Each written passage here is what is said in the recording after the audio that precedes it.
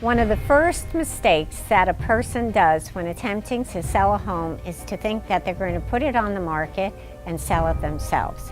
That is a serious mistake because every statistic that is out there is going to tell you that the for sale by owner person is going to get significantly less than the person who goes to the realtor. The documentation that is involved in a transaction today is huge.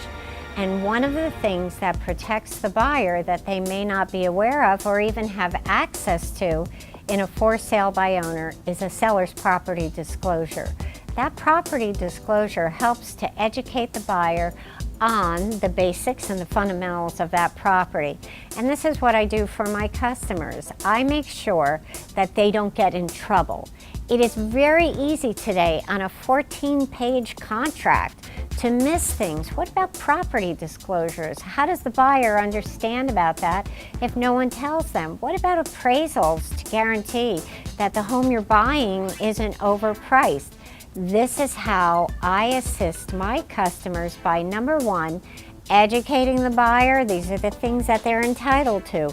And the most important, probably the most important aspect of a transaction for a buyer is making sure that they conform to what their requirements are under a contract. In working in today's market, when you have a cash buyer, the buyer needs to be careful about what the ratio might be of that home in relation to other homes in the area. But how about having an appraisal addendum put on the contract just to protect you? The average buyer wouldn't have any idea of whether or not to do this. That's what I do for my customers. I make sure that I price the property effectively so that we get the maximum dollar. You have dates as a buyer that you have to perform and conform. And this is where buyers get into a lot of trouble because they don't have everything done, they don't respond in the proper time, and then they actually lose their privileges under the contract.